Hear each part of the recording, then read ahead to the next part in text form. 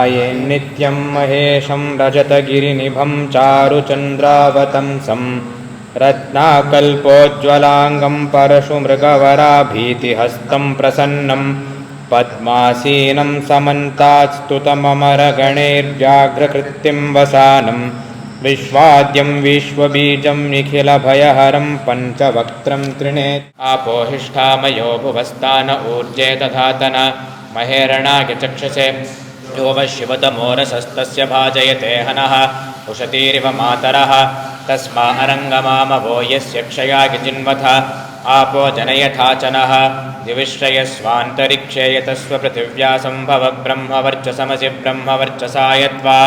अपाङ्ग्रहान् गृह्णाति ॐ आप्यायस्व समेतु ते विश्वतः सोमवृष्णियं भवावाजस्य सङ्गथे आप्यायस्व मदिन्तमसोमविश्वाभिरूतिभिः भवानः सप्रथस्तमः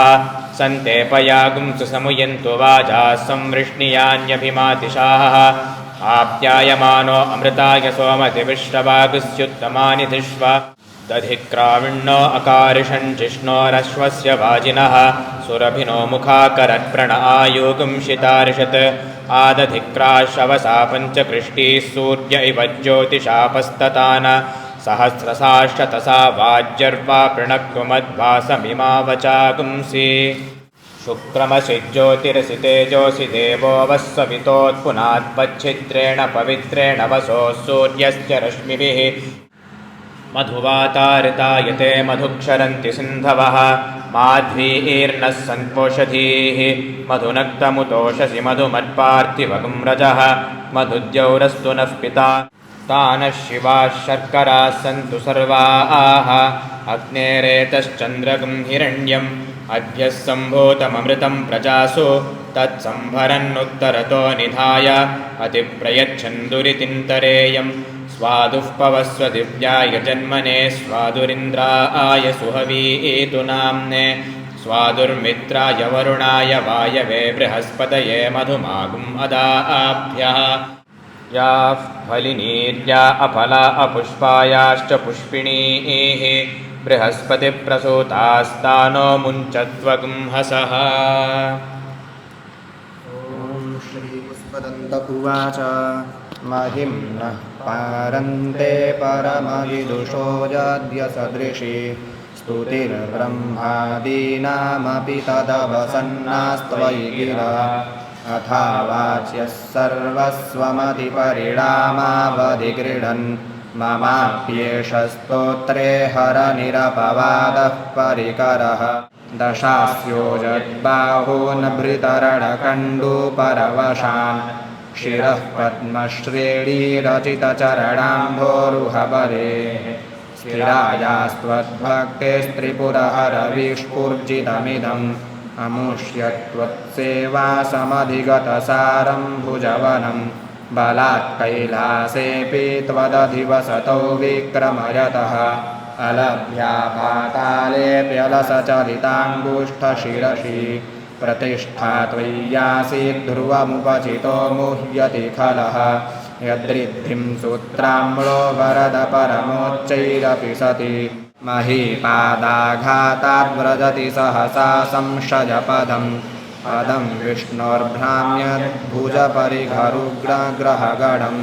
मुहुर्द्यौर्तौ स्थम्यत्यनिभृतजटाटाडितटटा नमः सोमाय च रुद्राय च नमस्ताम्राय चारुणाय च नमः शङ्गाय च पशुपतये च नम उग्राय च भीमाय च नमो अग्रे वधाय च दूरे वधाय च नमो हन्त्रे च हनीयसे च नमो वृक्षेभ्यो हरिकेशेभ्यो नमस्ताराय नमः शम्भवे च मयो भवे च नमः शङ्कराय च मयस्कराय च नमः शिवाय च शिवतराय च नमस्तीर्थ्याय च कूल्याय च नमः भार्याय च वार्याय च नमः प्रतरणाय चोत्तरणाय च नम आतार्याय च लाद्याय च नमः षष्ट्याय च धेन्याय च नमः सिकत्याय च प्रवाह्याय च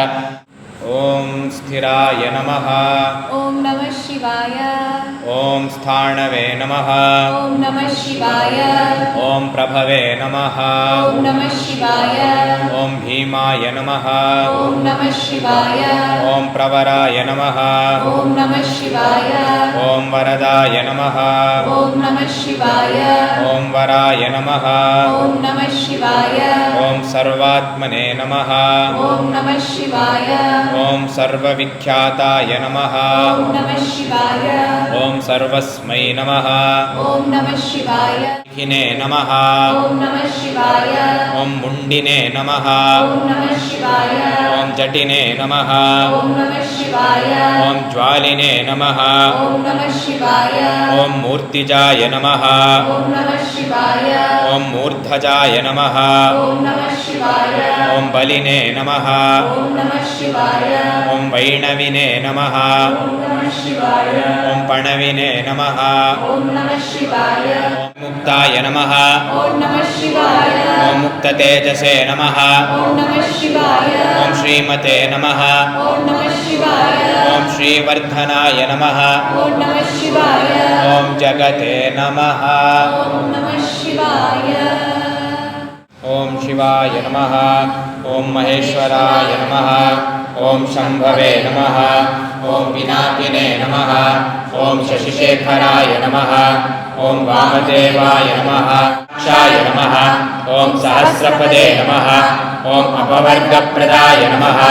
ॐ अनन्ताय नमः ॐ तारकाय नमः ॐ परमेश्वराय नमः ॐ साम्ब परमेश्वराय नमः उत्तमः आदेव सर्वद्वत्सिदयुक्तं वह्निना योजितं मया ग्रहाणमङ्गलं दीपं त्रैलोक्यतिम्रापः भक्त्यादीपं वा एतत्कर्म वो वा एतस्य राज्यमादत्ते यो राजासन् राज्यो वासो मे न गजते देवसुवामेतानि हवीगुंषि भवन्ति एतावन्तो वै देवानागुं सवाः